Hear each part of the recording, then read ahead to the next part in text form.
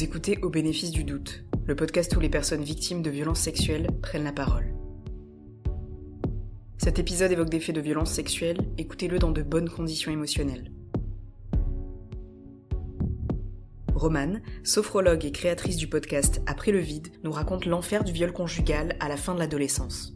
C'est avec beaucoup d'humour et de cynisme qu'elle évoque ce qui lui est arrivé il y a déjà 10 ans. Je m'appelle Romane, je vais bientôt avoir 29 ans, je ne suis pas encore dans le club des trentenaires, mais ça va pas tarder. Dans la vie, je suis donc sophrologue spécialisée dans l'accompagnement des victimes de violences sexistes et sexuelles, c'est très long à dire. Je suis aussi la créatrice du podcast Après le vide, où je donne la parole aux victimes de violences sexistes et sexuelles. Et je suis également cofondatrice et membre de l'association Défragmentée, où on accompagne les personnes victimes de violences sexistes et sexuelles dans le processus de révélation à leurs proches. Voilà, c'était très long. Super. En vrai, ça fait du bien, en si peu de phrases, d'entendre les mots violence sexiste et sexuelle. Ah bah là, je l'ai bien dit, 3 fois. C'est clair. C'est encore un peu tabou, mais là, pour le coup, t'as dégommé tout le tabou en le disant autant de fois que possible. Bravo. Merci. Évidemment, si je suis arrivée dans ce parcours professionnel, ce n'est pas pour rien, parce que je pense pas qu'on arrive à accompagner des victimes de violences sexistes et sexuelles quand on n'y a pas forcément été confronté. Je dis pas forcément, évidemment, qu'il faut avoir été violé, c'est pas le passage obligé. Mais en tout cas, moi, c'est ce qui a déterminé cette trajectoire. Pour ma part, en fait, moi, j'ai rencontré un garçon, puisqu'à l'époque, on était quand même très jeunes, c'était au lycée. J'avais 16 ans quand on s'est rencontrés, 16 ans et demi, un truc comme ça. En fait, c'est quelqu'un que je connaissais pas du tout au départ. On n'était pas dans la même classe, sauf en anglais européen. Là, j'ai décidé de donner tous les détails. Ça compte. Carrément. On était donc seulement en anglais européen ensemble. Un jour, on a passé une épreuve. Et juste après cette épreuve, il m'a envoyé un message sur Messenger qui était « Coucou, tu as réussi l'anglais euro ?» Et là, je me suis dit « Qui est ce gros relou ?» Et en fait, à l'époque, moi, j'étais déjà avec quelqu'un depuis pas très longtemps, mais voilà, je n'étais pas du tout intéressée dans le fait de parler à d'autres gars, etc. J'avais ma petite bande d'amis, et c'était tout. Je cherchais vraiment pas à avoir d'autres connaissances. Le fait est qu'en fait, ça a tout de suite été un peu le genre de type, tu vois, qui s'accroche, la moule qui s'accroche à son rocher. À partir du moment où il m'a envoyé le premier message, c'était terminé, j'ai jamais pu m'en débarrasser. Alors au départ, c'était assez sympathique. On va dire que c'était vraiment centré sur l'anglais euro, sur les cours, le lycée, machin, des trucs un peu lambda. Très vite, il a commencé à me dire qu'il avait des sentiments pour moi, que il aimerait bien qu'on se rapproche. Et moi, j'étais en mode non, bien sûr que non, on va pas se rapprocher, je suis déjà avec quelqu'un. Il ne se passera rien, vraiment. Et ça, ouais, ça a duré... Attends, c'était au mois de mars, je pense que jusque la fin d'année scolaire, donc juin. Entre-temps, je me suis séparée. Donc là, c'était en mode « Oh putain, la proie est prête. La proie est accessible. »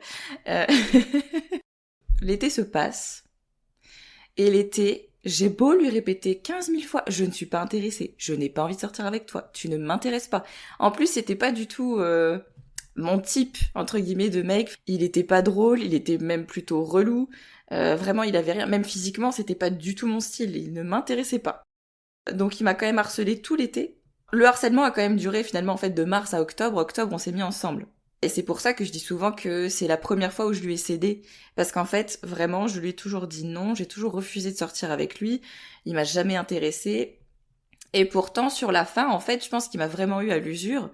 Dans le sens où, quand tu reçois des messages tous les jours de « je suis amoureux de toi, t'es trop ceci, t'es trop cela, moi je peux te rendre heureuse » et en plus il avait très très bien capté un peu mes petites failles qui étaient que alors moi je veux des enfants depuis toujours. Donc il a vachement joué sur ça en fait, on va avoir un enfant et ceci et cela, et là moi je me suis dit peut-être, mais vraiment à la toute fin du premier harcèlement, on va dire. Ouais. C'est là que j'ai un petit peu cracouillé, quoi. Donc je me suis dit, vas-y, j'accepte. On allait au cinéma une première fois, voir un film d'horreur bien cliché.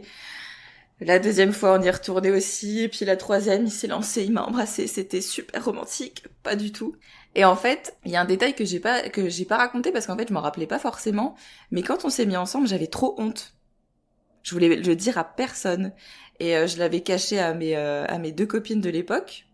Et en fait, elles m'ont grillée. Et le jour où elles m'ont grillée, je me suis dit, oh, non, je ne veux pas qu'elles soient au courant, je veux pas que les gens sachent, en fait. Enfin, je sais pas. Il y avait déjà un truc un peu spécial. Je sais pas trop comment l'analyser aujourd'hui, tu vois, mais je me dis quand même, pour pas vouloir être vue avec lui, pour pas vouloir que les gens nous voient, c'est que j'étais pas très à l'aise, déjà de base.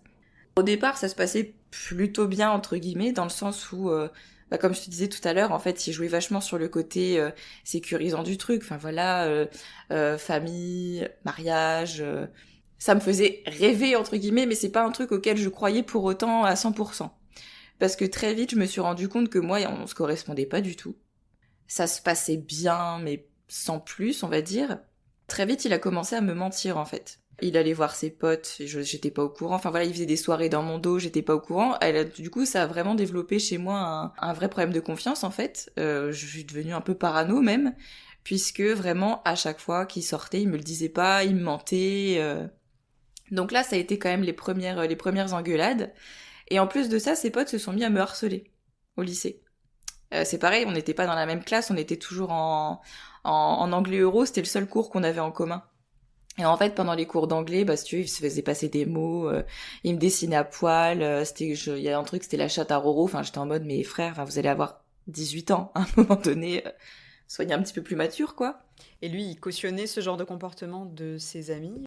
Il était très, alors je sais pas si je peux dire soumis, mais tu vois, un peu assez renfermé. Et du coup, ça aussi, ça a été un vrai truc hyper difficile, c'est-à-dire qu'il avait vraiment une position de victime un peu faible, etc. Et que pour autant, dans la vie privée, c'était pas du tout la posture qu'il avait, quoi. Enfin, si, il l'a eu, mais pour me manipuler, si tu veux. Mais en tout cas, son groupe d'amis, il a jamais rien dit de particulier. Enfin, limite, c'était plutôt moi la folle déjà à ce moment-là que eux le problème. Et que lui aussi, finalement, puisque si j'en suis arrivée à être aussi terrifiée, en fait, c'est qu'il a commencé à me mentir dès le départ. Donc c'est tout, ça a duré comme ça quelques mois, jusqu'à une première vraie engueulade où je me suis dit non mais moi je veux pas rester avec lui. En fait, je sentais qu'il y avait quelque chose qui n'allait pas, j'étais pas heureuse, et puis en vrai, je crois que j'étais pas amoureuse en fait. Mais ça, je l'analyse aujourd'hui, 10 ans plus tard. Hein, pas... À l'époque, je rappelle, j'avais 17 ans quand même, donc j'étais encore toute jeune. Et donc là, j'essaye de le quitter, il veut pas. Donc j'étais en mode, ah, ok, bon, je te quitte pas. Et ça a été, on est restés 3 ans ensemble. Ça a été ça à chaque fois, en fait. Moi qui voulais le quitter, lui qui me disait non, j'avais pas le droit de le quitter, il arrivait toujours à manipuler, à essayer de retourner les choses un peu dans son sens, et donc je finissais par me dire bon je reste avec lui, quoi, c'est tout. De toute façon, j'ai pas le choix, donc voilà. Aussi, à chaque fois qu'on s'engueulait ou que justement je voulais le quitter, il m'offrait toujours des cadeaux, des machins. J'avais une pseudo-bague de fiançailles, ça faisait 6 mois qu'on était ensemble. Enfin, moi j'étais là en mode oh non, quand même. Et vraiment, vu qu'il me manipulait, je me disais oui, bon, pourquoi pas, je sais pas trop, voilà. Ensuite, on est parti faire nos études. Donc on était dans la même ville, on n'a jamais vécu ensemble par contre, ça c'est, je pense, ça m'a sauvée. Donc on est parti faire nos études et là il a commencé un peu à changer du tout au tout. J'ai envie de préciser aussi que on était sur quelqu'un de très bien intégré, socialement bien éduqué. Tu sais, il se la pétait un peu parce qu'il avait eu très bien au bac, quoi. Enfin, il avait un ego surdimensionné en fait. Donc il faisait de très bonnes études, etc. Et à partir de ce moment-là, il a un peu changé. Tu vois, il me prenait un peu pour une merde, il me prenait un peu de haut. Donc j'étais là en mode ouais, ok, d'accord. Il commençait un peu à changer sa façon d'être, où il est passé de quelqu'un qui était un peu sur la réserve, un peu pseudo-timide, à quelqu'un d'un peu plus affirmé, mais pas affirmé dans le bon sens, quoi. En fait, il a continué ce même mode de fonctionnement, c'est-à-dire qu'il sortait, il me prévenait pas, il faisait des soirées, j'étais pas au courant, et à l'époque j'étais quand même pire que le FBI, je trouvais toujours qu'il sortait. Il y avait des photos, il y avait des trucs, et je lui disais mais t'étais pas censé rester chez toi hier soir, est-ce que tu te fous de ma gueule à un moment donné, enfin oh non quoi. Et il retournait toujours le truc en mode oui mais tu me laisses jamais rien faire, c'est toi la méchante, t'es pas gentille et tu veux pas que je sorte. Enfin tu vois le vrai truc de c'est moi la connasse, ouais. Et lui il est très gentil, s'il me ment c'est parce que moi je veux pas qu'il sorte. Alors que je rappelle qu'au départ je veux pas qu'il sorte parce qu'il me ment déjà au départ et qu'il fait déjà des trucs derrière mon dos et que peut-être, je spoil un peu, j'ai été trompée. Je l'ai su à la fin de la relation, mais qui me dit que ça n'est pas arrivé plus tôt en fait. Donc il y avait vraiment ce climat où je savais jamais trop sur quel pied danser, on va dire. Donc nos études se passent et en fait, très vite, l'emprise, elle s'est installée toute seule. Sans vraiment que j'y fasse attention, sans vraiment que je puisse percevoir les signes à l'époque. Aujourd'hui, bien évidemment, que j'ai bien capté le mode de fonctionnement. Hein. Ça commence à partir du moment où il fait tout pour que je finisse par céder à sortir avec lui. Ensuite, on en est à un stade où je suis tellement sous pression que je flippe quand il sort, etc. C'est par ça qu'il me tient en fait. Après, il va venir me rassurer, il va offrir des cadeaux. C'est vraiment la phase lune de miel, tension, agression, lune de miel, tension, agression, etc. qui revient en permanence. Il y a aussi ce truc où il me fait vachement douter de moi. Alors que devant les autres, ça va être quelqu'un qui m'encensait plus qu'autre chose, si tu veux. J'étais formidable. Les petits messages gentils, il les a quand même gardés tout au long de la relation, tout en me traitant quand même entre temps de folle, de connasse, de meuf. Il y a un truc qui m'a dit, c'était ouais, mais de toute façon, personne ne voudra de toi, ou un truc comme ça, si moi je suis plus avec toi, je suis en mode... Ça m'étonnerait. Donc l'emprise s'est installée comme ça, je pense, vraiment très, très silencieusement. Ouais. Pas visible pour les autres, pas visible pour moi non plus, parce qu'on n'était pas sur quelqu'un de violent physiquement à ce moment-là, il n'y avait encore pas d'agression sexuelle ni de viol, c'était vraiment plutôt psychologique au départ. Et psychologique, mais pas non plus dans la violence extrême qu'on peut s'imaginer de la violence psychologique, elle peut être vraiment très douce cette violence. Par la suite, on a commencé à avoir une relation qui se dégradait de plus en plus, parce que moi, j'en pouvais vraiment plus. J'avais qu'une envie, c'était que cette relation se termine. Ça, c'était au bout de combien de temps, à peu près ? Très rapidement, au bout de 1 an et demi. Ok. On en était quand même là, et de toute façon, tout s'est accentué quand on a emménagé ensemble, donc ouais, au bout de 1 an et demi, 2 ans, on va dire. Et en fait, je n'avais toujours pas le droit de le quitter, c'est-à-dire qu'une fois, je me rappelle, je suis allée chez lui. Il habitait, je sais pas, peut-être à 20 minutes à pied de chez moi. Et on s'est pris la tête chez lui parce que je pense qu'il avait dû encore me mentir ou quelque chose comme ça, quoi. Et je lui ai dit, non mais c'est bon, moi je rentre chez moi. Et il était genre 23h, j'étais pas du tout rassurée. En plus, il fallait que je traverse la rue la plus pourrie de Nancy. Enfin, je me suis dit, waouh, ok. Mais bon, j'y vais, hein. Je préfère encore me faire agresser dans la rue que de me faire encore agresser par lui. Et au final, il est venu, il m'a rattrapé, il m'a tiré par le bras pour me ramener chez lui. Enfin, vraiment une scène. Et je me suis dit, mais qu'est-ce que c'est que ça ?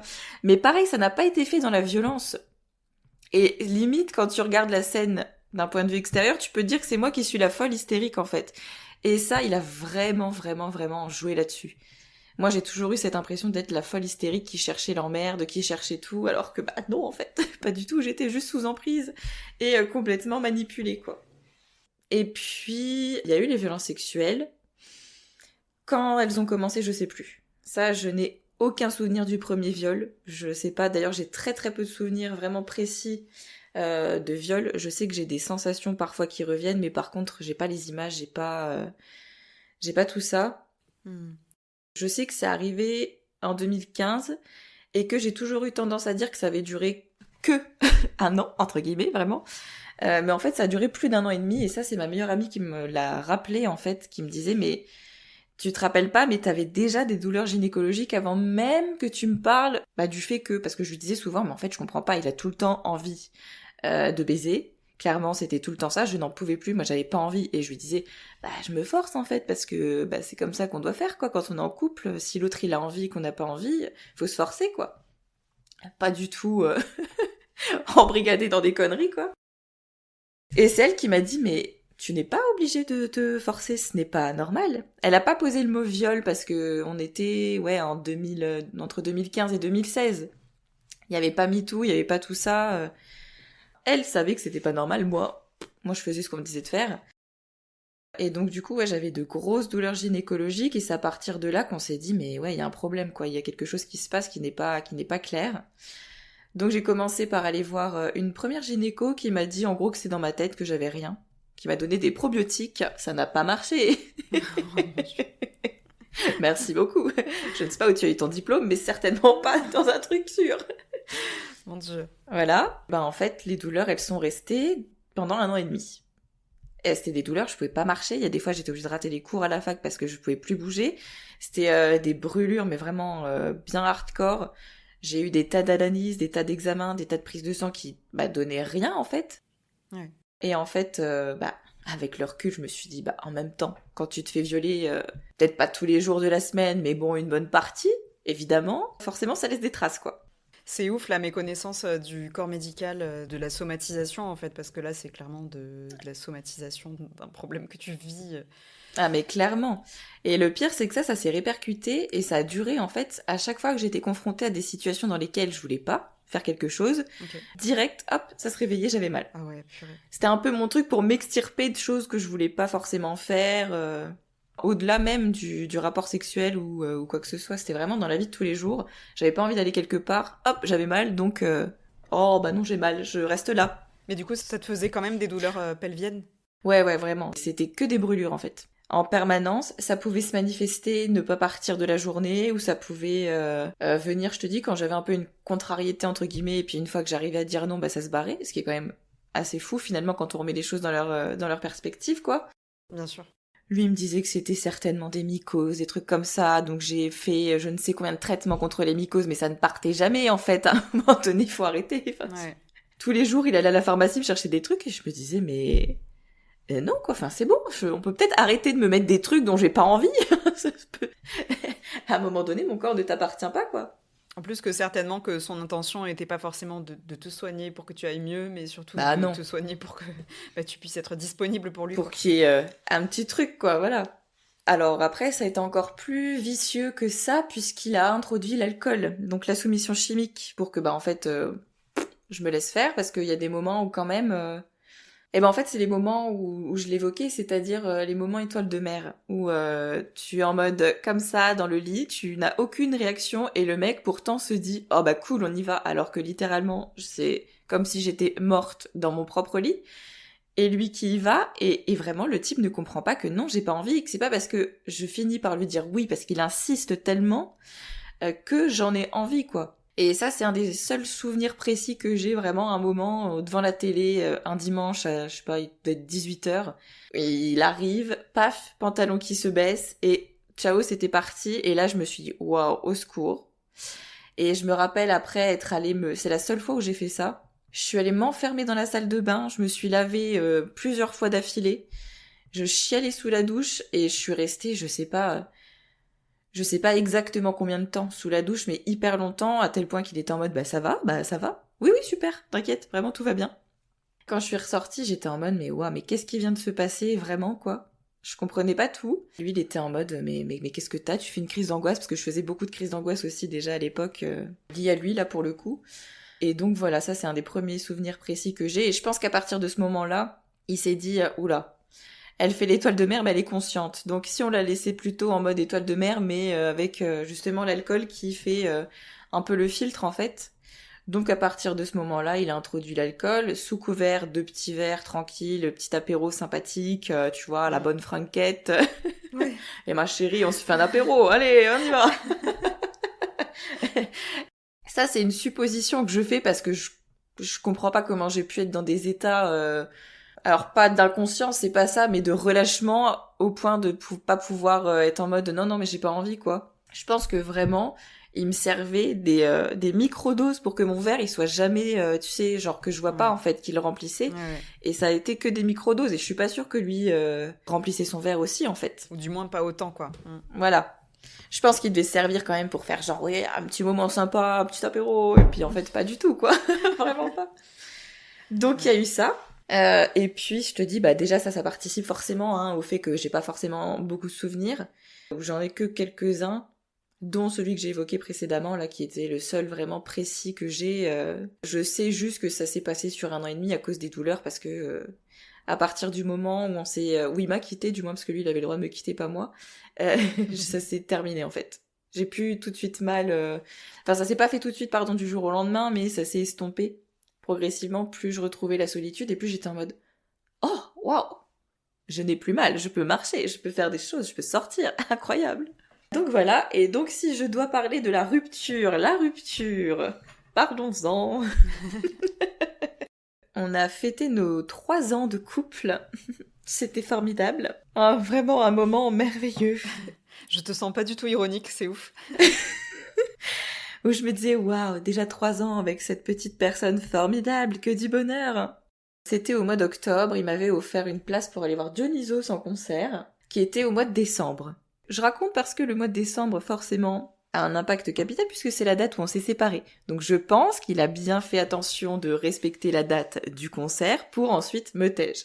Sauf qu'il y a eu un truc encore un peu vicelard de sa part, comme beaucoup de choses, mais quand même là, particulièrement, c'est qu'il était en mode, on va emménager ensemble, faut qu'on trouve un appart, machin, nanana. Ah oui, parce que j'ai oublié de préciser aussi, parce que j'ai tellement de trucs en tête, c'est difficile de tout remettre en place, mais ouais, en fait, j'étais devenue complètement dépendante de lui. Dans quel sens? En fait, je pouvais pas faire mes courses toute seule parce que je flippais de sortir toute seule, parce que déjà j'avais mal, donc si j'avais une douleur qui se manifestait, j'étais vraiment en panique, et voilà. En plus de ça, vraiment, je pense que j'avais une phobie sociale, en fait. Je pouvais pas rencontrer du monde, je pouvais parler à personne, faire mes courses, c'était trop dur. Prendre le train pour rentrer chez nous le week-end toute seule, c'était inenvisageable. Enfin, vraiment, il m'avait conditionnée à vivre que par lui, en fait. Et que avec lui. À ce moment-là, c'est pour ça que je le reprécise, c'est que quand, vers novembre, décembre, il me dit, ouais, on va emménager ensemble, etc. Moi, je suis vraiment dans un état de dépendance où, à la limite, peut-être c'est tant mieux qu'on vive ensemble si, justement, il apporte le côté sécurité de, on est tout le temps ensemble, on fait les courses ensemble, on fait ceci, on fait cela, quoi. Finalement, il y a une engueulade qui explose parce que il devait partir pour ses études quelques jours, tourner un truc, je sais plus trop quoi, enfin bref, on s'en fout. Et en fait, je lui dis non mais t'es sérieux parce qu'on avait prévu de se voir, enfin je sais pas, il y avait un truc. Donc je lui dis enfin bref, tu te barres encore quoi. Et on est toujours dans ce climat, très anxiogène où il y a toujours ce truc de mensonge, de je ne sais pas si vraiment il va faire ces trucs pour ses études ou si c'est encore un énorme mytho. J'ai ma petite idée maintenant, mais je la dirai après. Et en fait, donc il part, moi je rentre dans ma famille parce que c'était pour la période de Noël, et j'ai pas de nouvelles pendant 3-4 jours. J'envoie pas de message, il envoie pas de message non plus. Jusqu'au jour où je finis par lui envoyer un message en lui disant bah écoute, j'espère que tu vas bien quand même, enfin, est-ce que tu es mort? Est-ce que tu es tombé du haut de cette montagne? Merde, dommage. Et là en fait, je crois que ça se passe comme ça. Il m'appelle et en gros il me dit que c'est fini, machin, blabla. Okay. Donc là moi le monde s'effondre. Et pour autant, je ne comprends pas à ce moment-là pourquoi mon monde s'effondre à ce point-là, puisque je rappelle que vraiment, moi, j'ai essayé de le quitter plusieurs fois, où je suis vraiment dans une dissonance et dans un truc où je comprends plus rien, et je me dis, oh putain, merde. Et là, j'ai un sentiment de culpabilité, mais terrible, qui se manifeste, et je me dis, putain, mais tout est de ma faute, en fait. Il était super gentil avec moi, j'ai tout gâché. Parce qu'en fait, c'est ce qu'il me dit au téléphone, hein. Et la conne que je suis, la conne, je lui dis, on pourra toujours être amis et se voir? Non! Bien évidemment que non, connasse, c'est pas possible. Tu sais, il faut être douce avec toi-même. Ah oui, non, je rigole quand je dis ça, c'est mon côté vraiment... Je sais, pour les gens qui nous écoutent, je sais qu'à ce moment-là, j'étais sous emprise, j'étais vraiment dans un truc mais complètement fucked up. Aujourd'hui, je fais la maline, mais c'est ce que ça fait 10 ans, mais vraiment maintenant, quand j'analyse ce truc, je me dis, mais on pourra toujours se voir? Oui, bien sûr, super, évidemment. Tu deviendras mon meilleur ami. Est-ce que tu veux bien être mon témoin de mariage? Le parrain de mes enfants, pourquoi pas? Oh non, quelle horreur, pitié. En tout cas, ta situation, elle décrit parfaitement l'emprise, je trouve. Parce que tu cherches à le quitter, et au moment où il le fait, comme tu dis, ton monde s'écroule. Et je trouve que ça, c'est vraiment le parfait exemple de l'emprise, en fait. Mais complètement, vraiment. Ça, c'est vraiment un truc que j'ai eu du mal à comprendre, même. Je me suis dit, mais j'ai essayé de le quitter, franchement, en 3 ans, je sais pas combien de fois. Hein. Ça se compte pas que sur les doigts de la main, quand même. On est sur vraiment plusieurs essais, du moins, de rupture, où je disais, mais non, viens, on fait un break et tout, jamais il voulait. Et moi, j'attendais que ça, et vraiment, le jour où il me dit, eh ben, ça y est. Ah, non, en fait, j'ai pas envie. Je ne suis pas sûre. Mais ça fait partie de ce truc où j'étais en mode, oh putain, maintenant, il va falloir que je me débrouille toute seule, quoi. Lui, il décide de prendre sa petite liberté tranquille, pépouze, mais moi, non, il va falloir que je réapprenne complètement à vivre sans cette emprise sur moi, quoi. Donc voilà, il me quitte par téléphone, très classe. 3 ans de relation, balayé comme ça du jour au lendemain. Je me dis, ok, dac. Ma mère prend le téléphone. Bon, c'est pas à reproduire, mais elle l'insulte. Oh, j'étais en mode, vas-y maman, vas-y. Elle lui dit, mais t'es sérieux de la quitter par téléphone? Enfin, t'as vraiment pas de couilles. Elle a vécu ma séparation par procuration, en sachant qu'elle pouvait pas trop le blairer, mais c'est pareil, il a tellement monté la tête à ma famille que je me rappelle que parfois même ma grand-mère me disait non mais t'es pas gentil avec lui. Voilà, j'étais en mode non mais on souffle en fait, c'est parce que toi tu le vois dans une situation bien précise et qu'il vient faire sa petite victime devant toi, son petit malheureux, et en fait dans la vie privée il est pas du tout comme ça, mamie, je t'assure que non. S'il y a bien une victime dans l'histoire, c'est moi, hein, voilà. Et en plus, à l'époque, donc j'étais en psycho, parce que du coup il m'a fait rater mes études de psycho, bien évidemment, sinon c'est pas drôle. En fait, c'est lui qui m'aidait pour les cours de stats. Parce que j'étais vraiment, et je suis d'ailleurs toujours, une quiche avec les maths, et d'autant plus avec les statistiques. Donc qu'est-ce qui se passe, c'est que genre peut-être 2 jours après, il vient chez moi pour me donner des cours pour mes partiels. Non mais vraiment là tu vois je suis en train d'y repenser, je me dis mais quelle est cette situation absolument lunaire, je n'avais pas repensé à ça jusqu'ici. En partant il me fait un câlin et je me dis ah bah peut-être on peut recoller les morceaux tu vois machin. Et pas du tout, donc ça c'était le 24 décembre précisément. Un super réveillon. Et finalement 4 jours plus tard on était en train de fêter l'anniversaire de mon cousin avec mes grands-parents et tout, et là je reçois un message ou un appel, je sais plus trop, où il me dit que ça y est, c'est terminé officiellement, voilà. Et ben alors là, je me rappelle pas de l'anniversaire de mon cousin, je suis partie dans un truc de dissociation, je pense, qui a fait que... Ouais, il y a tout qui est sorti un peu, donc j'étais vraiment pas bien. On s'est rendu compte avec ma meilleure amie, parce que du coup c'était mon acolyte, bien évidemment. On a mené un peu notre enquête, comme je dis, on était un peu pire que le FBI. Et en fait, on s'est rendu compte que, eh bien, il était déjà avec quelqu'un d'autre. Qui, attention, truc très très vicelard, qui s'appelle comme moi. Oh mon Dieu. Et ça, je me suis dit, là tu vois, je me suis dit, waouh, il y a un truc quand même, c'est pas possible. Tu sors pas d'une relation de 3 ans avec une meuf que tu violes pendant 1 an et demi, et tu te remets pas avec une meuf qui s'appelle qui s'appelle Romane en fait, c'est pas possible, c'est pas possible. Il y a vraiment un truc hyper vicelard là-dedans quoi. Ça m'a vraiment gênée à fond. On surveillait vraiment de loin, on se rendait compte que vraiment il avait le même mécanisme, tu vois, les petits messages sur les réseaux, les petites photos, les petits machins, t'as l'impression que tout est beau, tout est rose, c'est un truc de fou quoi. Moi par contre à ce moment-là, je suis pas du tout sûre, je me suis fait violer, hein. Mais alors vraiment pas du tout. Okay. J'ai toujours ces petites douleurs qui sont présentes, mais qui, comme je disais tout à l'heure, s'estompent progressivement. Elles disparaissent pas encore parce qu'il va encore se passer une dinguerie après, sinon c'est pas drôle. Mais voilà, elle s'estompe, et je suis plutôt en mode « Putain, le connard, il m'a trompé, quoi !» Et ça, c'est pareil, c'est un truc dont je me rappelais pas du tout. Pour moi, tout de suite, je m'étais dit « Oh, il m'a violée, ça y est, je passe à autre chose, et je suis consciente de ça. » C'est l'année dernière, peut-être ma meilleure amie, elle me dit « Mais en fait, je crois que tu as oublié quelques détails, c'est que tu étais plutôt en boucle sur le fait qu'il t'ait trompé, qu'il soit avec quelqu'un qui s'appelle comme toi, que... elle me dit « Les viols, c'est venu beaucoup plus tard quand même, ma grande, hein, à un moment donné. » Moi, j'étais en mode « Je ne crois pas. » Et je suis féministe, Laura. Bien sûr que j'ai vu qu'il m'avait violée tout de suite, enfin. C'est marrant, ta meilleure amie, depuis le début, je la vois un peu comme ta conscience, tu sais, sur ton épaule. Ah, mais clairement. En mode, je te rappelle que, voilà, t'étais pas sur le droit chemin, hein, dis donc. Ah non, mais heureusement qu'elle était là, parce qu'elle en a vu des vertes et... Enfin, j'en ai fait vivre des vertes et des pas mûres. Je pense qu'elle a eu... elle a bien flippé hein, pendant toute cette période. Donc vraiment, je la remercie d'avoir été cette conscience sur mon épaule, mon Jiminy Cricket, finalement. Oui, c'est ça.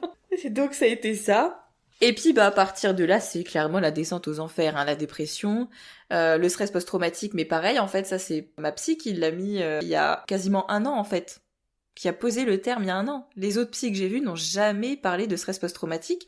Moi j'ai découvert les effets du stress post-traumatique et du coup en fait c'était ça que je vivais quand j'ai commencé à rentrer concrètement dans le féminisme, donc il y a 4-5 ans en fait, où justement c'est ça qui m'a donné les clés de compréhension, la psychoéducation, etc. Mais à l'époque, vraiment, j'étais en mode, mais je suis folle, qu'est-ce qui est en train de se passer ? Enfin, j'avais des cauchemars, j'avais un peu de flashbacks, j'avais vraiment des comportements qui visaient finalement à me retraumatiser avec les mecs. C'était vraiment quand même bien horrible comme période. Ça s'est terminé fin 2016 avec lui. Je pense que, ouais, vraiment, on peut parler de « je vais mieux » à partir de 2019. Donc j'ai quand même été suivie, sauf que j'ai été mal suivie. Où clairement je leur disais je vais me foutre en l'air à un moment donné, j'ai essayé de me foutre en l'air mais ça ne faisait réagir personne, enfin vraiment personne ne s'inquiétait et j'étais la folle de service toujours, hein. Je pense que tu peux appeler l'épisode comme ça, Romane, la folle de service. Et vraiment je doutais tellement de moi et tout le monde me renvoyait cette image de je suis le problème, qu'est-ce qu'on peut faire d'elle, qu'est-ce qui se passe, arrête d'en faire trop, arrête de faire ceci, de faire cela, que vraiment je comprenais pas. Donc quand vraiment je suis tombée sur toute la psychoéducation, le psychotrauma et tout, j'étais en mode mais waouh, en fait je suis pas toute seule, il y a d'autres personnes qui vivent ça et en fait toutes ces conséquences que je vis depuis fin 2016, même avant finalement, elles sont dues à ça quoi. C'est pas moi qui invente, je suis pas folle en fait. C'est simplement que je suis traumatisée. Il faut mettre le bon terme sur le truc quoi. Enfin, au-delà de ça, je suis polytraumatisée en fait. Donc ça m'a quand même pas mal rassurée. Et du coup, pour le mot viol, je pense qu'il est venu un tout petit peu avant MeToo. Parce qu'en fait, moi je dis toujours que j'ai eu cette chance-là, c'est que ça s'est passé fin 2016, et que MeToo c'était octobre ou novembre 2017, je sais plus exactement. Ouais. Donc c'était la même année quasiment. Donc j'ai pas dû attendre trop longtemps pour voir des témoignages émerger sur le viol conjugal, parce que le viol conjugal c'est quand même, avec l'inceste, c'est les agressions, les viols les plus communs en fait, les plus lambda, qui se passent vraiment tous les jours quoi, et qui pour autant sont totalement décrédibilisés, tabous, on n'en parle pas, on met ça sous le tapis quoi, alors que c'est les viols les plus communs quoi. Ouais, c'est clair. Ça me fait penser à ce que tu disais au début, où ça peut être de la, entre guillemets, évidemment, mais de la violence douce, même le viol conjugal. Mais complètement. Le viol dans l'inconscient, on l'imagine comme étant violent, avec des cris, des hurlements, de la force physique qui te maintient au sol, alors que c'est pas comme ça que la plupart des viols se passent en fait. Ça, c'est les viols entre guillemets exceptionnels. J'ai aucun souvenir, alors même si j'en ai pas beaucoup, je suis persuadée pour autant que jamais il m'a... Enfin, tu sais, il a été violent vraiment à me maintenir par la gorge ou à me tenir les poignets... Si, les poignets, si. Mais voilà, c'était plus en mode je prends appui, on va dire ça comme ça. Mais c'était vraiment fait dans le silence, en fait. Hein. C'est même plutôt ça qui, moi, m'a choquée pendant très longtemps. C'est que ça se faisait dans le silence, où je pouvais pas parler, je pouvais rien dire. Donc voilà, donc de voir qu'en fait, il y a eu beaucoup de témoignages qui sont apparus sur les réseaux de femmes qui disaient « Moi aussi, c'était mon mec, c'était mon mari, c'était ceci, c'était cela », j'étais en mode « Ah, donc ça existe !» Donc ce que j'ai vécu, c'était quand même bien ça. Parce que même si tu mets le mot viol sur le truc, hein, c'est quand même super abstrait. Faut le temps de l'intégrer quand même. C'est clair. Même si tu sais que ça a été des viols, je pense que je l'ai pas intégré tout de suite. Il a fallu quand même quelques années avant de vraiment me dire oui, c'était un viol et d'assimiler ce qui allait avec, quoi. À partir de ce moment-là, je dirais que ça n'a pas changé grand-chose, en fait. Enfin voilà, même si je voyais que ça n'était pas arrivé qu'à moi, qu'il y avait quand même quasiment toutes les femmes, hein, finalement, qui étaient victimes, pas forcément de viol conjugal, mais de viol, d'agression sexuelle. Oui, je me suis sentie moins seule, mais c'est pas venu révolutionner, entre guillemets, mon quotidien. Ça m'a pas fait du bien sur l'instant même. Ouais. C'est plus vraiment quand je suis rentrée dans le féminisme bien radical que je me suis dit « Ah oui, là, ça fait du bien. » Et là, je suis pas seule. Et là, je comprends, en fait, tous les enjeux et tous les trucs et qu'en fait, c'est un système qui est fait pour que ça se passe et que ça arrive, quoi. C'est pas moi le problème. Tout à l'heure, je parlais de la dernière dinguerie qui s'est passée. C'est que, en fait...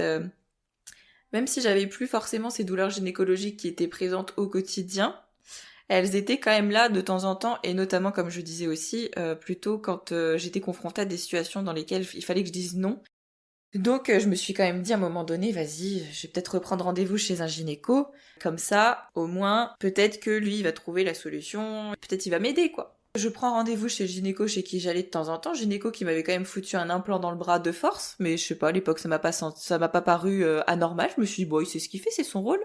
Bon, bah non, aujourd'hui je sais très bien que c'était pas anormal quoi, il avait pas le droit. Déjà il me demande pas vraiment pourquoi je suis là tout de suite, c'est allez, à poil vraiment et sur la table. Donc là je me dis oh bah non, quand même, peut-être que je peux garder mon haut, je ne sais pas. Non, à poil sur la table. Donc, bah j'écoute, hein, parce qu'il a son autorité de médecin, de sachant, de tout puissant. Moi, je suis juste sa petite patiente qui sait pas grand-chose, donc j'obéis aux règles un peu bêtement, quoi. Et là, je lui explique, parce que je commence à pleurer. Dès qu'il s'approche de toute cette petite sphère intime, je me dis, oh là là, non, j'ai pas envie. Et là, vraiment, je fonds en larmes et je lui explique ce qui m'est arrivé.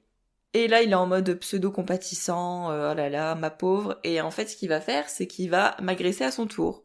En me disant, ah, c'est juste pour voir si t'as encore des sensations, etc. Et là, moi, vraiment, je capte pas ce qui se passe, je pars en dissociation.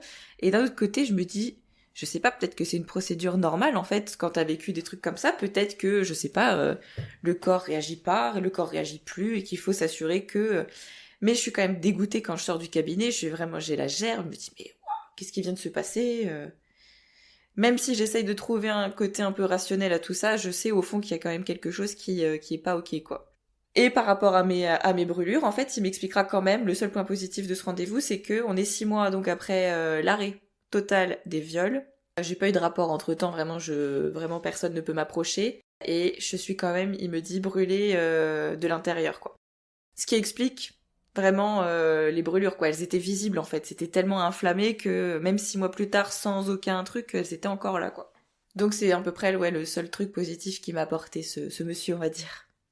Et c'est ouf comme après coup, le corps parle et parfois tu sais que tu as été victime de quelque chose mais tu sais pas ce que c'est, mais tu sais que ça t'est arrivé. Ouais. Parce que ton corps, il y a cette sensation qui peut être du dégoût, qui peut être encore de la peur qui reste même après coup. Enfin, Ben ouais, c'est clair. Et même, je me suis beaucoup intéressée en fait au lien entre justement les maladies chroniques, les maladies inflammatoires qui peuvent se déclencher en fait avec le stress post-traumatique, avec les conséquences du moins des traumas. J'avais écouté un podcast, c'était Muriel Salmona qui expliquait que les grossesses extra-utérines, parce que j'en ai fait une aussi en fait après, c'était pas lui le père, quand même je le précise, que les grossesses extra-utérines en fait ça pouvait être aussi des conséquences de tout ça quoi. Et j'avais pas fait le rapprochement, je crois que c'est dans un des derniers podcasts qu'elle avait fait, c'était une série de plusieurs petits épisodes en fait où elle expliquait un peu le stress post-traumatique, la mémoire traumatique, etc. Je me suis dit, oh, ah ouais, mais oui, carrément en fait, évidemment que ça peut avoir un lien puisque c'est exactement les mêmes zones quoi, donc ouais, je pense qu'il y a quand même eu un sacré coup de ce côté-là qui a été fait. donc là, à ce moment-là, ça y est, t'as posé les mots sur ce qui t'est arrivé. Comment t'as fait, tout simplement? Qu'est-ce que t'as entamé? T'as été mal suivi psychologiquement. Du coup, c'est quoi qui t'a aidé? Que ce soit au niveau professionnel ou au niveau personnel. Bah déjà tout l'aspect, effectivement, découvrir le féminisme, découvrir les conséquences du psychotrauma, me renseigner vraiment sur tout ça, ça a été, je pense, le plus salvateur, mais finalement c'était limite de l'auto-formation en fait. Parce que les 2 psys que j'ai vus à cette époque-là, non les 3 d'ailleurs, il y en a une première que j'ai vue qui faisait de la pseudo-kinésiologie, mon cul. Donc en fait, elle me dit vas-y lève le bras et on va voir si t'as vraiment vécu ça. Mon bras se baisse pas ou je sais pas quoi. Enfin bref, tu vois, ça fait pas le bon résultat. Donc bah non, c'est pas vrai. Et du coup, elle voulait s'intéresser plutôt à ma phobie des requins qu'au viol. Et elle m'a fait une petite analogie, les dents de la mer. J'étais en mode non, vraiment, tu laisses les dents de ma mère tranquilles. Et on revient au sujet de base. Oh mon Dieu, j'ai l'impression que c'est un sketch, ce que tu me racontes. Et d'ailleurs, grâce à ma psy actuelle, je n'ai plus peur des requins. Petite info, voilà. Comme quoi, avec les bonnes, on peut y arriver. Et c'était effectivement pas les dents de ma mère, c'était la mort. Donc vraiment, merci maman pour tes dents. La deuxième que je suis allée voir, elle avait été conseillée à mon père, parce qu'en fait, elle se trouvait dans la ville où j'habitais à l'époque, donc Nancy. Elle avait été conseillée par la psy que j'allais voir quand j'étais plus petite. Mais en fait, elle s'était pas écrit sur sa plaque et c'était écrit nulle part, mais en fait, elle était psychanalyste. Est-ce que tu vois le truc? Donc c'était vraiment abstrait, on va dire. C'était des réflexions, en fait, plus qu'un suivi. J'avais l'impression plutôt de faire une thèse de philosophie à 2 balles que d'être suivi psychologiquement pour un trauma. Pareil, elle a jamais mis en place quoi que ce soit par rapport au trauma, elle m'a jamais expliqué ce que c'était, elle m'a jamais parlé de la mémoire traumatique, de la dissociation, rien à foutre, hein, vraiment... que dalle. Le problème, c'était encore une fois ma mère. Enfin, non, arrête, tu peux pas tout mettre sur le dos de ma mère, quoi, c'est pas possible. Ni sur le dos de mon père, d'ailleurs, hein, voilà. Enfin, elle était vraiment pas ouf, et puis au bout de 6 mois, elle m'a dit, je pense que là, ça va mieux, vous êtes guérie. Alors que toutes les semaines, j'arrivais dans son cabinet, je lui disais, non, mais en fait, là, j'ai envie de me foutre en l'air. Non! Bah, si, je pense que je sais mieux que toi, quand même, enfin... Oh mon Dieu. Et c'est pareil, pour moi, c'était de la mise en danger, en fait, puisqu'elle a jamais fait de signalement. Moi, je pense qu'à l'époque, j'aurais pu aller faire un petit tour en hospice, ça m'aurait fait du bien, quoi. Hein. J'étais pas contre, hein, mais personne n'a jamais voulu m'y envoyer, alors que j'étais en mode, mais si, s'il vous plaît, je veux y aller, quoi. Enfin, Oh purée. c'est juste pour ma sécurité, en fait. Je savais très bien que je pouvais être un danger pour moi-même. Hein. Et la dernière, celle-là, petite cerise sur le gâteau, bon...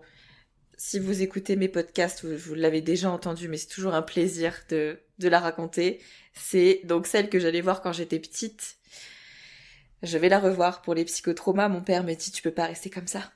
Donc je suis d'accord, je vais la voir. Et pareil, elle, en fait, c'était écrit nulle part, mais psychanalyste aussi, en fait. Oh purée. Voilà. Et déjà, à l'époque, je me rappelle, quand j'étais petite, c'était pareil, c'était ma mère le problème. J'étais en mode, non, toujours pas. C'est un contexte familial, mais on peut pas cibler une seule personne, mais bon, bref. Donc là, moi, elle me dit que les viols, en fait, c'était pas vraiment des viols, c'était des jeux sexuels d'adolescents pour découvrir la sexualité. Alors non, parce qu'en fait, si tu as envie de découvrir ta sexualité, en général, tu es plutôt consentante. Ce qui n'était pas mon cas. Je lui dis non, mais moi, je cédais, en fait, c'était pas... Non, c'est des jeux, d'accord. Bon, bah super. J'aurais préféré faire un Monopoly, mais bon, pourquoi pas. Un beau jour, j'arrive dans ce putain de cabinet rempli de peluches, vraiment ma phobie. Oh, rien que d'y repenser, tu vois, j'ai des frissons de gêne. Et là, elle me dit, bon, on va faire une séance un peu particulière. Tu vas choisir une pluche et tu vas imaginer que c'est ton ex et tu vas lui parler. Avec l'injonction au pardon, enfin, tu vois vraiment tout le truc, quoi. Et moi, je suis en mode, à l'époque, j'ai 24 ans, je crois, un truc comme ça. Donc déjà, je me dis, choisir une pluche, pourquoi faire, en fait? Je peux faire un jeu de rôle avec personne en face de moi, quoi. Enfin, si jamais vraiment il fallait y passer. J'arrive pas, en fait, je suis kéblo. Je me dis, mais non, je peux pas. Et qu'est-ce qu'elle me tend? Pinocchio. Et là, je me dis, ok, la rêve phallique, on y va, on est en plein dedans. Donc pendant une demi-heure, elle était assise dans un coin de la pièce. Moi, j'étais sur son petit canapé entouré de peluches. J'avais Pinocchio sur une chaise. Mais quelle horreur! Et là, en fait, c'est limite si elle me soufflait pas ce que je veux dire, parce que moi, au départ, je suis figée. Je me dis, mais j'ai pas envie de lui pardonner. J'ai pas envie, non, en fait. Enfin, j'ai rien à lui dire à ce type-là, si ce n'est que je le déteste et que j'espère qu'il va crever dans d'atroces souffrances et qu'il finira chauve. C'est tout. Mais j'ai pas envie de lui pardonner, j'ai pas envie de lui dire... Parce que pire que ça, elle me dit, il faut aussi que tu admettes que tu as une part de responsabilité dans ce qui est arrivé. Et là, j'étais en mode, bah, bien sûr que non, j'ai aucune part de responsabilité dans ce qui m'est arrivé, en fait, non, jamais de la vie, quoi. Donc je fais cette putain de séance, elle me souffle un peu les trucs, je répète parce que je me dis, il faut que je parte le plus rapidement possible, quoi. Hein. Et c'est tout, je sors de là, mon père vient me rechercher parce que c'était loin et que j'étais pas en état de quoi que ce soit. À un moment donné sur la route, je dis, oh là, arrête-toi, j'ai vomi mes tripes. Vraiment, je pense qu'il y a eu une réaction qui s'est faite après coup en me disant, mais qu'est-ce que je viens de vivre comme moment, quoi. C'était terrible. Et vraiment, là, je me suis dit, non, mais je vais plus voir de psy pour l'instant. C'est à ce moment-là que j'ai découvert la sophrologie, du coup, qui m'a fait donc le plus grand bien, puisque, à mon tour, j'ai choisi d'être sophrologue, comme tu le sais, Julie, n'est-ce pas? Tout à fait. Là, ça a été un peu le truc où je me suis dit, ah putain, j'ai un corps qui a des sensations que je ne sentais plus du tout. Et en fait, la sophro, ça m'a grave aidé à retrouver un peu une respiration un peu plus optimale, on va dire, et notamment des sensations de relâchement dans le corps, parce qu'en fait, j'étais vraiment Ah ouais. Tu sais, les bonhommes qu'on dessine quand on est gamin qui sont comme as. C'est clair, qui n'ont pas d'épaule et pas de cou. Qui ont des épaules vraiment énormes et les bras qui pendouillent comme ça. C'était un peu mon truc. J'étais comme ça. Donc du coup, ça m'a quand même bien aidé à relâcher le corps, les tensions, etc. Et à partir du moment où j'ai réussi à reconnecter le corps et la tête, il y a un peu un déclic, on va dire, qui s'est mis en place tout seul. À partir de là, plus le féminisme, plus la psychoéducation, c'est vrai que j'ai fait ma petite tambouille toute seule et me voilà aujourd'hui devant toi, où ça va quand même vachement mieux. Oui, ça s'entend, ça se sent. J'espère que tu vas bien. J'ai pas arrêté de sourire à plein de moments de ton récit, donc voilà, c'est plutôt bon signe. Grâce à ça, je vais développer un stand-up finalement, donc... Exactement, je vais bientôt venir te voir en spectacle avec plaisir. J'ai pris 2 billets déjà. Alors du coup, toi, donc tu réceptionnes des témoignages aussi, tu as ton podcast où tu diffuses la parole des autres, mais toi, qu'est-ce que ça te fait de témoigner et en quoi c'est important pour toi? Et voilà, si tu as envie de répondre à ça. Moi maintenant, aujourd'hui, je le fais plus, pas forcément pour raconter ce qui m'est arrivé, pour raconter ce qui m'est arrivé, c'est plus en mode, si vous aussi, vous avez été victime de viol conjugal ou de même plusieurs viols avec un S, hein, et en fait, regardez, on peut s'en remettre. Et c'est pas... Il y a une expression que je trouve, moi, mais vraiment horrible. Après, je peux comprendre que ça parle à certaines victimes, mais moi, c'est le truc de... Le viol, c'est laisser... Merde, attends, c'est quoi? Tu vois, je la déteste tellement que je l'ai oublié. Le viol, c'est laisser un cadavre encore en vie ou un truc comme ça, quoi. Je sais pas si t'as déjà entendu... Ah oui. Oui. Je vois de quelle phrase tu parles, même si moi non plus je l'ai pas en tête parce que, ouais. C'est un truc dans ce style-là, quoi. On est morte, mais quand même en vie. Et alors ça, je trouve ça, mais horrible, parce que pour moi, c'est totalement faux. À partir du moment où j'ai réalisé, je me suis battue pour une chose, une seule et unique chose, c'était ma vie, en fait. Et bien sûr que j'étais pas morte, parce que si j'étais morte intérieurement, j'aurais jamais pu me battre pour retrouver la vie, comme je suis pas fan du terme de survivante, de choses comme ça, en fait, où tu sais, toutes ces personnes qui vont dire, on est courageuse, on est forte, de venir raconter nos récits. Non, en fait, on n'a pas le choix. À un moment donné, si on veut retrouver notre vie, on n'a pas d'autre choix que d'accepter ce vécu et de dire que, ouais, en fait, il est là. Mais aujourd'hui, pour moi, c'est ni une force, ni une faiblesse, c'est juste quelque chose qui est là, je dois dealer avec tous les jours. Et vu que je dois dealer avec tous les jours, autant le faire avec un peu de cynisme, encore un petit peu de traumatisme quand même, on va pas se mentir, mais beaucoup moins qu'avant, quoi. Donc c'est vraiment pour ça, montrer qu'on peut aller bien, bah ouais, tourner la page, si je puis dire ça comme ça, et que voilà, on n'est pas condamné en fait à être des pseudo-cadavres ambulants en fait. Typiquement. Tout en tas de zombies C'est comme ça. Sinon, The Walking Dead, on n'est pas loin. Hein. Avec toutes les personnes victimes de viol. J'ai réussi à reprendre mes sutures, j'ai plus d'os qui sortent, c'est bon, ça va. Ah, voilà, super. Mais ouais, en tout cas, je suis complètement d'accord avec toi avec le terme survivante. Et je me souviens d'une fois où j'avais eu un débat avec une personne qui était en plus anglophone. Et donc elle me disait, mais non, mais nous en Angleterre, on dit, au lieu de dire victime, on dit survivor. Ouais. Et ça donne un côté un peu combattante. Et elle me disait ça dans le sens où ben, moi, je me considérais comme victime et j'utilise toujours le mot Ouais. victime. Et du coup, elle me disait dans le sens où, mais non, ne dis pas que tu es victime, ne te dévalorise pas. Comme si être victime, ça te dévalorisait. Et du coup, il fallait prendre les armes et être Non. survivante, une combattante. Mais non, ouais, je suis complètement pas d'accord. Parce que là encore, c'est gommer la réalité et vouloir édulcorer en fait ce qui t'est arrivé. Donc, Ben c'est ça, et puis c'est pas un gros mot d'être victime ou de dire victime, quoi. Enfin, c'est un état de fait, en fait. J'ai été victime et il y a toujours une part de moi qui restera cette victime, en fait. Et c'est pas un gros mot. Et je vis très bien en tant que victime, hein. J'ai pas besoin de... c'est clair. Je me sens vraiment pas du tout faible. Au contraire, je trouve qu'il faut se réapproprier ce mot pour lui redonner vraiment la couleur qu'il mérite d'avoir, quoi. En fait, c'est pas à nous d'avoir honte et nous, on est victime. On n'est pas... c'est pas grave, en fait, d'être victime. Enfin, c'est... Agresseur, c'est moins chouette. Agresseuse aussi. Mais victime, franchement, non. Tranquille, hein. Est-ce que tu as envie de rajouter quelque chose? Est-ce qu'il y a des choses que tu as oublié d'évoquer, que tu aimerais ajouter ou pas? Peut-être un petit mot sur le parcours judiciaire. Carrément, ouais, exact. Parce que moi, du coup, j'y suis pas du tout passée. Pour le coup, alors au départ, c'est vrai que moi j'avais pensé à porter plainte, parce que justement, prise par l'élan MeToo, où justement, tu sais, on était un peu en mode, on y va, maintenant la honte change de camp, on porte plainte en fait. J'avais commencé à en parler à ma famille maternelle, pareil, qui est tombée des nues hein, quand j'ai expliqué le truc, parce qu'évidemment, c'était un peu le petit gendre idéal, tout ça, mais n'importe quoi, enfin bref. Quand j'en ai parlé à mon père, c'était vraiment la douche froide, parce que lui, ça l'a vraiment cassé, quoi.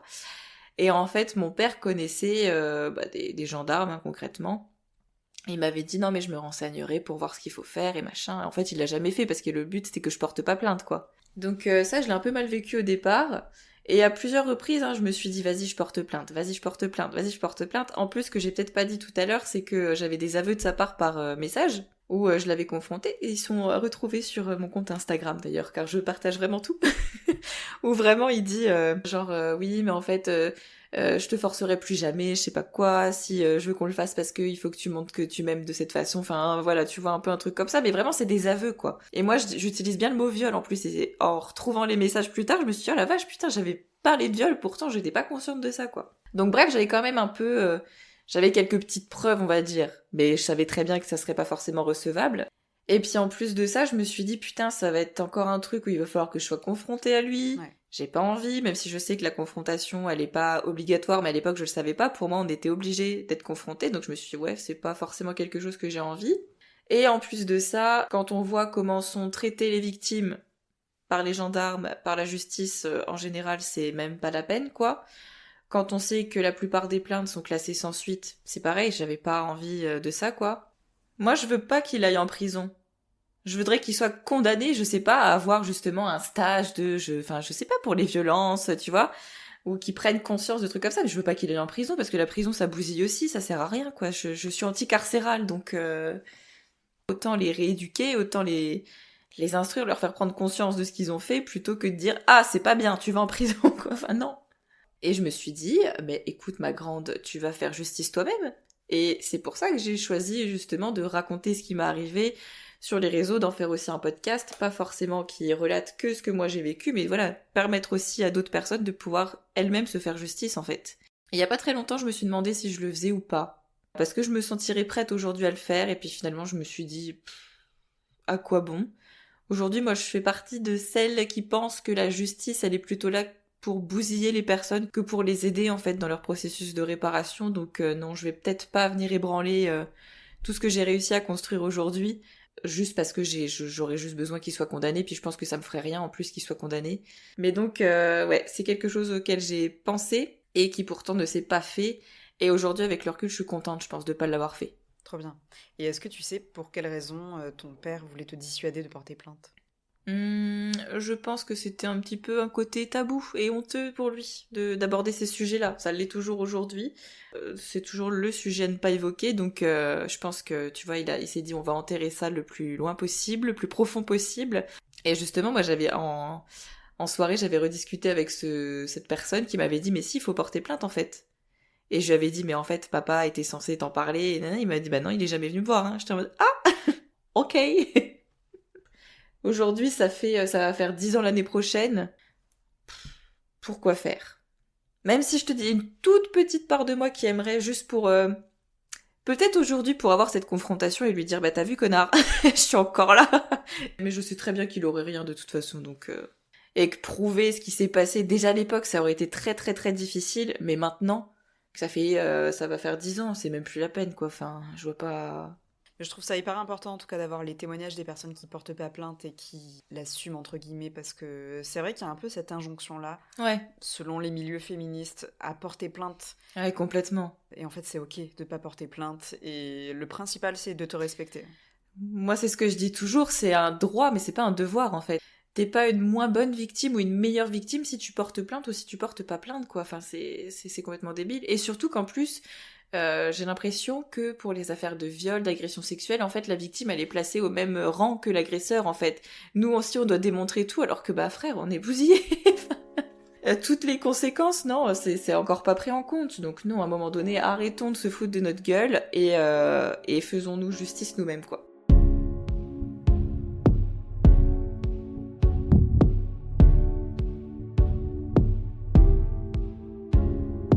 Se faire justice soi-même. Quand la justice institutionnelle nous abandonne, c'est tout ce qu'il nous reste. Libre à chacun, chacune, d'agir en fonction de ses principes, de ses moyens et de sa motivation. Romane a choisi une option à la fois noble et puissante, parler. Pour retrouver le podcast de Romane, Après le vide, je vous invite à cliquer sur le lien dans la description. Vous pouvez aussi suivre son travail en allant sur le compte Instagram de son association nommé Défragmenté. Vous venez d'écouter le 23e épisode du podcast Au bénéfice du doute.